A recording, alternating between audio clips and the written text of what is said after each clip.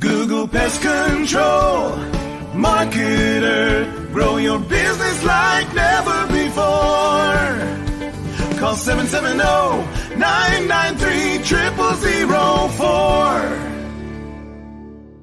Well, hello, folks. This is Hal Coleman and Mike Stewart. We're here to present yet another episode of the Pest Control Marketing Podcast and PestControlMarketing.live, the only live streaming internet TV show totally devoted to helping you, PCOs and WCOs, and other small businesses get more new customers, make more money, and be more successful. So thank you for being here. Thank you for listening. If you're listening on a replay, we do appreciate it, don't we, Mikey? Absolutely. We want you to get this content, get this stuff, and use it. And and then, of course, we'll talk to you how we can do business. We hope you consider doing business with us someday. But we do this podcast because we know it's helped a lot of people, and it's a way to get to know Hal and I. So Hal always comes with a great subject to talk about, and I'm excited to hear what you want to talk about today. Well, you know what I want to talk about, and I, like we say before, this is unrehearsed. We haven't worked on this all week. You don't know what we're going to talk about until I tell you what we're going to talk about. And I told you about 15 seconds before the intro played for this episode, and you said, okay, that sounds good. I want to talk about what is your vision, your ultimate vision for your business and your life and your retirement, and how does your business play a role in all of that? You know, there's I don't know who said it, but I've heard it many times. It always start with the end in mind. Now, I'm in my 51st year now in the pest control industry. You know, I was a state regulatory pest control guy for 10 years, and I worked for a large independent pest control company, actually Arrow Exterminators, and for 6 years, and then owned my own business for 18 years. And now for 15 years, I just work as a marketing and sales coach for pest control, small pest control companies.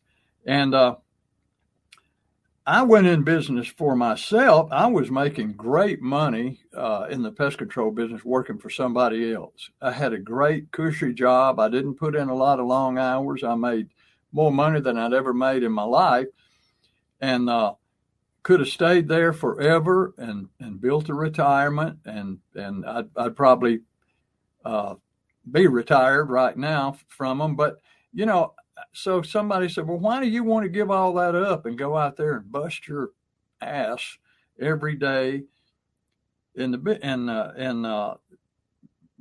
start out as a one-man operator? I said, well, I want to do it because I've seen other people go out and do it, and they build a business up to a certain point, and then they sell it, and they get a lot of money for it. And that sounds like a really good project for me. I said, I'm going to put in 20 years with my own business and build it up into something that I can sell and build a retirement from. That was one reason. And the other reason was I wanted freedom. I said, you know, I like to hunt and fish. That's my two biggest hobbies of my life. And of course, music. And, you know, I got so many hobbies. I roll really nice premium long leaf filler cigars, give to my friends, been doing that for years. And, but hunting and fishing. And, you know, when I worked for another company, I couldn't get off. I forgot to mention golf too. But I couldn't get off for 3 or 4 days and go deer hunting, or if the fish were really biting, I couldn't just call up and say, you know, I'm taking off tomorrow because the fish are biting. I had a job, and I got so much paid vacation and, you know, so much time off, and that was it. So I wanted the freedom to be able to take off when I wanted to. And my dad was one of the biggest ones who pinned me down about leaving a job where I was making great money and doing well. And Lynn, my wife, was a school teacher, and she was doing good. You know, here in Fulton County, she got paid well, and she was building a retirement too. He said, you know, if you go in business for yourself, he said, you're going to be working 12 hours a day, at least 6 days a week, 12 hours a day, the rest of your life, or you won't make it. He said, that's what it takes to run a business. He had done it before, and that was his philosophy. I said, well, you know me, I'm not going to do that. I said, I'm going to work from 8 to 5, Monday through Friday, and I'm going to be successful. But I'm not going to work on the weekends. I'm going to be hunting and fishing on the weekends, doing stuff with the family. He said, he shook his head. He said, you have lost your mind. He said, you don't have a clue what you're talking about. He said, I've had a small business before. I know what it's like. And you might as well he said, you're not going to be successful if you think you can do it 8 to 5, Monday through Friday. Well, I said, I am. That's what I'm going to do. So I started in business, working 8 to 5, Monday through Friday.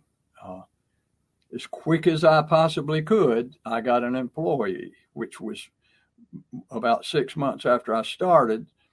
I bought a little renewal route. The guy he was not licensed in household pest control, but he was in termite, and he was a one-man operator, and he had about 600 termite renewals. At the time, they were from like $40 to $55 a year each. So I bought his business, which was that little handful of renewals, and his truck and his equipment. And he actually even had a little office and a part-time secretary. So I taught my sister-in-law, who was not working at the time, to be my part-time secretary, which would just answer the phone and, keep the books. So I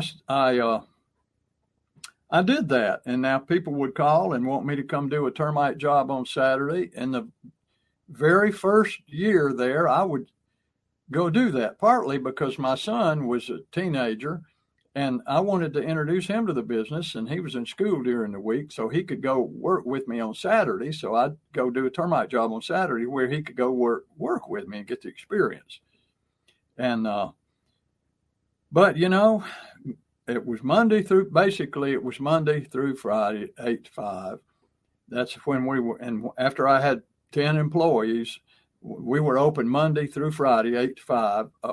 Monday through Thursday, 8 to 5, and finally Fridays, 8 to 4.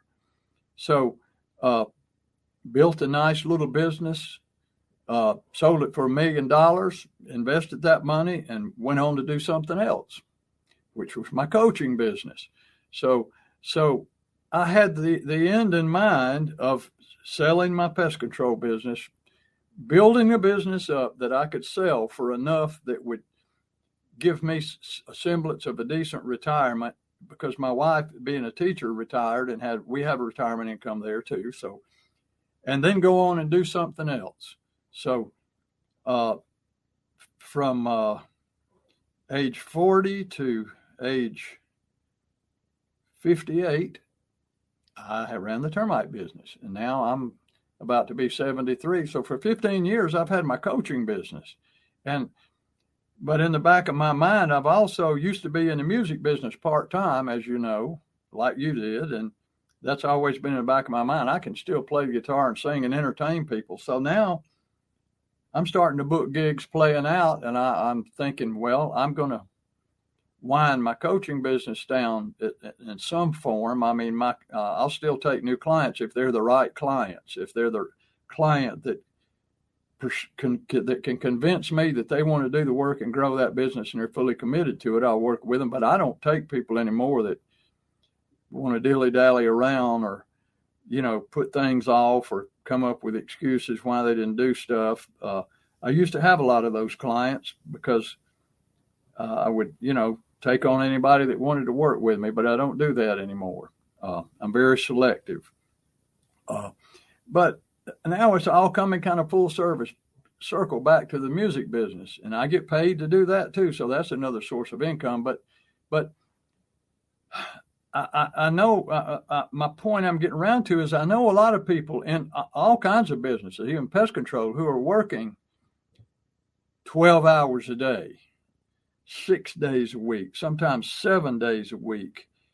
And they think that's what they have to do to survive, I guess. And the business, they've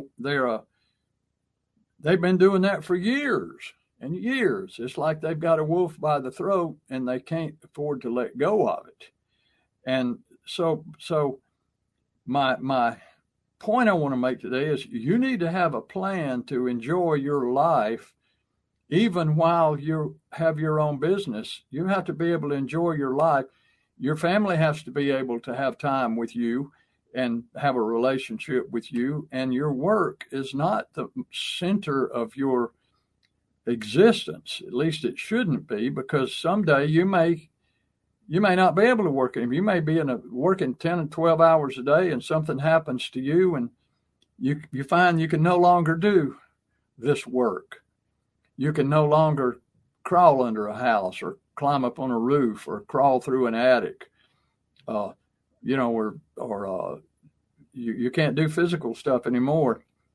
What's plan B? What would you do? What hobby or interest do you have that you could pursue at that point and turn into more income? Plan A, plan B, and plan C is what many people don't have any of those plans. They're just working so hard and so long, and they're stuck, and they think that's what they have to do. They think this is the way it is to have a small business, to have a pest control business. You got to work yourself to death in order to make a go of it and survive. It's just not that way. Not that way at all. I mean, I teach my clients, I'm going to help you build a sellable business that somebody will be lined up to write a check to you for your business anytime you're ready, because that's what I'm going to help you build and help you get there so that you can have that kind of retirement. And not many do. And Mike, you got a very similar story, don't you? Yeah. The thing that I've heard over the years, and when it comes to pest control, there's people that are employees of pest control, and then there's PCOs, pest control operators, people who own the business, people who are the risk takers. You've got to work on your business, not in your business, and have the end in mind with your business. And I maybe I'm guilty of not having the end in mind with my business, but I was lucky enough to do a couple of things that I highly recommend people do to have the end in mind. And number one, have a passion for this business. They used to say on stage at internet marketing seminars, when you do what you love, you never work an hour, you never work a day of business. If you don't enjoy it, if you don't have a passion for it, if you don't get excited about, getting a new customer or getting a new deal or learning a new strategy to get more customers or have something your competitors don't, there's lots of things that can get you excited. That's what used to work for me, is when I knew something that others didn't and I knew it would help them, it didn't feel like work. But the thing that I heard you talking about the fact that when you were an employee and you wanted to do something else that was unrelated to the job, you couldn't take off, unless it was your vacation time. And that was the motivation for me to always be, I've never had a job where I was my own boss. I've been my own boss my whole life. You've never drawn a paycheck, have you? Not from a company, no. Always been paid directly to you. I've always said, I think there's a business there, and I've reinvented myself 6 times in my life. And I'll quickly tell a little bit of that story. When I moved to Atlanta, Georgia, I was a piano player, and the way I made a living was I played piano in Holiday Inns and honky tonks, I guess what some people might call it, playing in bands. And I made enough money playing music. And then I thought, well, I need some more music. That's only like 4 hours a day. So I started teaching guitar, and I did that for a while. And then I said, you know what? I'm going to learn how to record. And then I started a recording studio, and I thought, okay, well, how am I going to keep this recording studio having cash flow, and I started doing song demos. I joined the Atlanta Songwriters Association because I knew that's where songwriters would be. And I'll never forget the first flyer, my advertising. The first flyer I ever did was a handwritten Xerox copy of paper, said, do your song demos with us, $100 a song. Come out, we'll record your song for you. And we started getting business. And then I said, well, if I have I sang some of those songs. Yeah, well, and then we had our first studio. And then how come you were getting $100 and I was only getting $10 to sing? Well, you got 10% of it. Okay. But then, I said, well, what if we did corporate recording? And I'll never forget my first corporate client was Art Williams, A.L. Williams Insurance, and then Waffle House. And then the relation, and so over the years, the reinventing myself, I was a musician playing clubs and Holiday Inns and lounges. And then I became a studio owner and networking. In fact, you were very instrumental in reminding me of networking, but meeting people, handing out business cards, mailing out demos, talking to people, trying to position myself as unique was fun. I was passionate about it. Now, I'm like you. I had small kids. I had to be home at night. I tried to go. I like going boating and stuff. I had a lot of things that I still love. And I tried to never book sessions on Saturday and Sunday. Well, I don't think we ever did a Saturday or Sunday session. We were Monday through Friday. Yep. But I mean, we had some long hour days, but they weren't every time. But then after I became a studio owner and I realized I couldn't do that the rest of my life, I did it for 20 years. I discovered the internet. And one of the things that the internet has done for me, and something that, was it Al Gore that called you and told you? Yeah, Al called us. He called me up and he says, you need to pay attention to this thing. America, I was on AOL, which we used to call amateurs online. But we studied the internet, and I started understanding how the internet and how websites and how you could communicate with people. And this was in the 90s.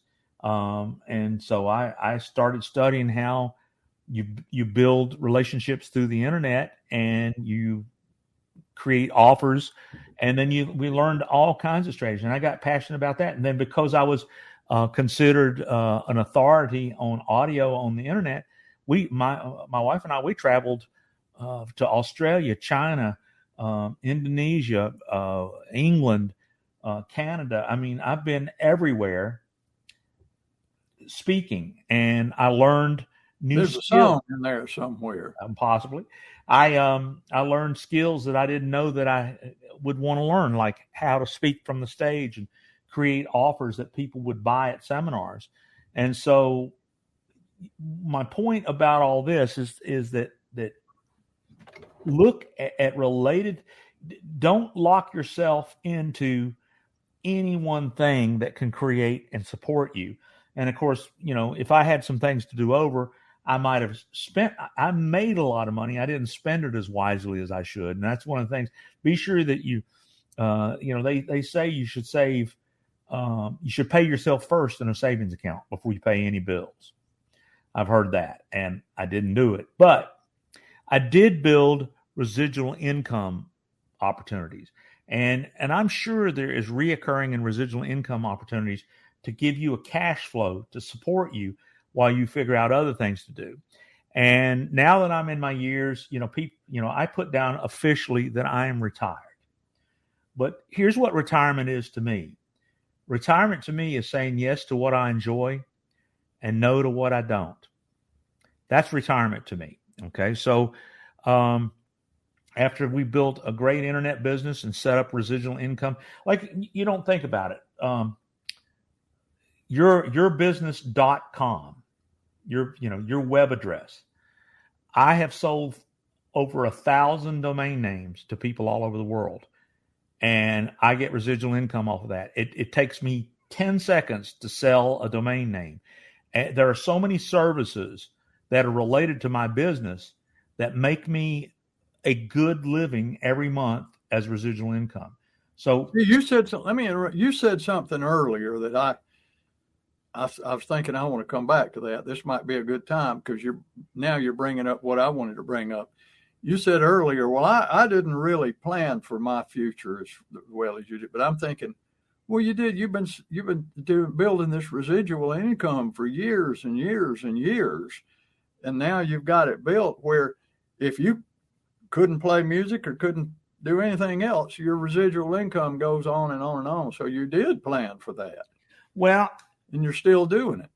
I wanted to be honest and say that the reason I started buying and selling a related product, which is web addresses, web hosting, email services.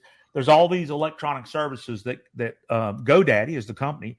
You can, in fact, I've actually got a website called Local Domain Reseller. There are so many opportunities in that world that, I remember one time somebody was going by my dock at the lake in a kayak, and we started having a conversation, and I said, what? They said they were an author. I said, what's the name of your book?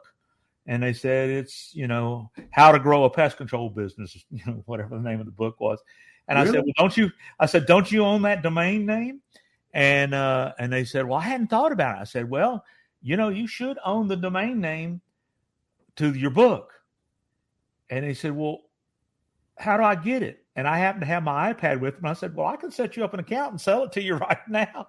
And I'm sitting there in a bathing suit and a T-shirt, and a guy sitting in front of my dock in a kayak.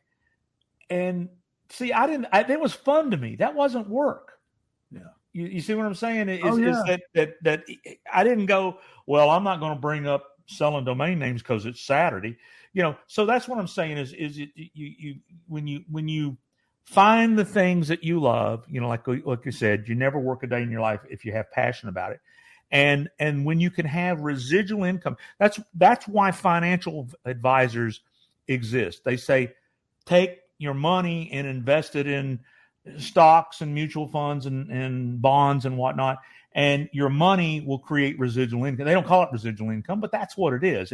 It's creating a flow of cash flow and anybody can take $100 and put it in a savings account. But sadly, most people don't. I'm guilty of not doing as much as I should have. But because, like I said, when I started doing these domain names and other residual income entities, I didn't think about I'm doing this for now. I thought I just did it because I realized that it was an opportunity. Well, I'll tell you the guy, Keith Knabb, was an insurance agent, and he says, I asked him about when he sold an insurance policy. I said, how do you get paid? He says, every time that insurance policy renews for the rest of your life, he gets a piece of it. Mm-hmm. So when he sells enough business, he's got a residual income that statistically will probably last his whole life. Yeah. Yeah. And I thought, well, what's related to my business that I could do that? I like the sound of that. Sell it once and it pays forever. So at any rate, look around. Is there residual related things that you could do? Maybe related to the pest control business, maybe not. I don't know. And one of the most valuable things that you can sell is your expertise. It's kind of what Hal and I are doing here. When Hal sold his pest control business, his comment to me was, I want to be I want to be a marketing coach, kind of like you are, Mike. And you started off with the networking ninja.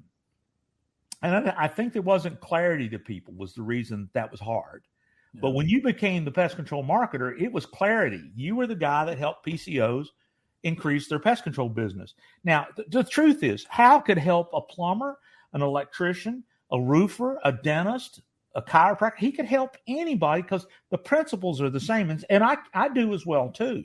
But at the end of the day, selling your expertise, either recorded or you can sell your time, but get paid well for it. And that's kind of what you're doing now, Hal. If you don't get paid fairly for your time, we're not interested. We don't have to have it. And see, that's what pest control is about, that repeat income. You sign somebody up for quarterly pest control and they pay you $97 a quarter. And if you take care of them, the average customer stays with you this day and time. The average pest control customer stays with you about 10 years, and they spend an average of about $6,000 with you. So you're just building. That's when people come to buy your pest control. When you get ready to retire and somebody wants to, and you want to sell your business, now if you haven't built it correctly, nobody's going to buy it. Nobody's going to want it at all, because it's not structured correctly. And you've been doing all one-time jobs and cash under the table and everything else, which is very lucrative while you're doing it. But someday when you say, I don't want to do this anymore, a lot of people just have to, throw their coveralls in the trash can and give their flashlight to their grandkids, and that's it. They're not doing it anymore. But if you build it correctly with that residual and that recurring revenue from those customers, when somebody buys your business, that's what they look at. It's recurring revenue, and that's where the value lies. And so if you've built it correctly, people look at you and they go online, look at your website, and they see what you're doing, and they say, wow, I'd like to add this company to our company. Arrow, I'll use them as an example. I'm not sure how big they are right now, but I think they're in the ballpark of $400 million a year. And they got offices all around the South and up in, I'm not sure, the Midwest. They got offices everywhere. But I worked for them back when they had their first branch office. They were here in North Atlanta. And I went to work for them when they opened their first branch office. And they moved the guy who did his route. They moved him into sales, and they hired me away from the state. And I went to work for them in their first branch. So that was a long time ago. That was back in 1984 when I went to work for them. But now, it's owned by the same family. The same people own it. They're brilliant business people. They're amazing people. They're just one of the best. They were just voted one of the all-time best places to work in the country, I think. But a lot of their backbone of their growth has been through acquisitions, through buying smaller companies. Mm-hmm. And they got people out there all the time looking at small companies that they want to buy. And I know tons of people that have sold their businesses to Arrow. They get ready to slow down or retire. Maybe Arrow buys their business from them and then hires them to manage it for a few years. But there are all kinds of things that you can do if you build your pest control business properly from the ground up. And you don't want to just build something that's worthless in the end. Yeah. And so that's having that goal of getting that big check that you give to a financial planner, and they put that money away and start managing it for you, and then you can go do something else. Yeah, that's what I'm doing. Eventually I'll probably be doing some coaching until the day I die, as long as my body and my mind allows me to deliver the value to my clients. I'll still be doing it. But kind of wrapping up here, think about what you have with your business, your pest control business, your wildlife business, your plumbing business, your spa business, your roofing business. My main expertise is with home service businesses, but I've had chiropractors, I had an energy healer, I've had a travel agent. I've had a lot of different people. They're all the same. The bottom line, somebody says, well, but my business is different. No, it's not. You got to have a service or a product that solves a problem or helps people in some way. And you got to find enough people that are willing to pay you for that product or service so that you can make money. And that's the way all businesses are. So that's the way, whether you build airliners, whether you're Lockheed and you're building, or Boeing, you're building 747s, or whether you're John Doe, selling tomatoes on the street corner. You got to have good tomatoes, and you got to find enough people, tell them about your tomatoes so that they come and buy enough tomatoes where you can make money and pay your bills. Yeah. And so it's all the same. And anyway, this was just on my mind because more and more, not more and more, but always, I'm talking to PCOs on the phone and, giving them a free hour, and you find so many of them are stuck. And I ought to tell them, it's just like when you wade out into the muck, the further you go, the deeper you get. And one day you find out you're a long way from shore and you're stuck and you're mired up to your waist and you can't get your feet out. You're just simply stuck. And that's it. And don't call me if you're mired up to your waist and you're stuck, because you're not going to want to do what you got to do to get out of that mess. Somebody might just want to come along, put a foot on you and push you deeper. I don't know. But don't wait until you get stuck out in the mud and say, well, you should have called me when it was ankle deep or knee deep, and you realize that it was getting more and more and more difficult to do every day. Don't wait that long, because you don't need to suffer that way. And we can get you on track and get your business going and get some of your time freed up and help you change your mindset a little bit and learn how to spend more time working on your business than in your business, and make life a lot easier for you and for your family too, and help you build something that you can call a retirement that you can, a lot of companies are doing that, but there's a lot of them that aren't. And those are my clients, the ones that haven't figured that out yet. So why don't you wrap it up for us, Mike? Well, I'm not going to go too hard on, we both do coaching. It's real easy to find our phone numbers, but here's what I recommend to do. If you're new to this podcast, go listen. There's over 130 episodes, I think, of just marketing gold. Go back and listen to the old podcasts. But right now, absolutely free, go to howtogrowapestcontrolbusiness.com and get Hal's book. I'll give out our phone numbers. If you want to call Hal and want to talk to him about anything, if this is the first time you heard a podcast or you've been listening to it for a while, call him at 770-993-0004. That's 770-993-0004. Yeah, there you go. Okay. That's a Hal Coleman lesson right there. If you give out a phone number, don't fly through it so people can't remember what it was. And, I help businesses understand how to use the internet. I've had 25 years experience doing online strategies that are proven. And you can call me at 770-826-3662. But anyway, we'd love to talk to you, but go get Hal's book. That way you can remain a little bit anonymous. Nobody's going to call you and bug you and pester you. And we give enough information away that it could make a difference in your business. And if you try it and then you want to go to the next level, get in touch with us, because we love working with people that are action takers. If you're not an action taker, don't waste your time. Don't even bother downloading the book if you're not willing to take action. But if you want to grow your business, we know what works, and it's passionate to us. One of the things that this business has done for me and in my retirement, go check us out.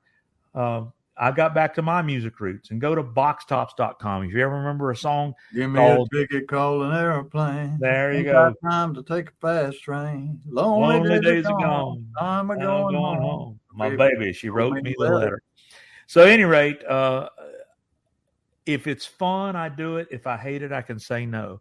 And that was my end in mind that I determined over the last 10 years. And I'm so grateful that I built residual income. And I didn't know at the time that was planning for the end. So we're telling you, Hal did plan for the end. I didn't, and I lucked up. Don't do what I did. Don't luck up.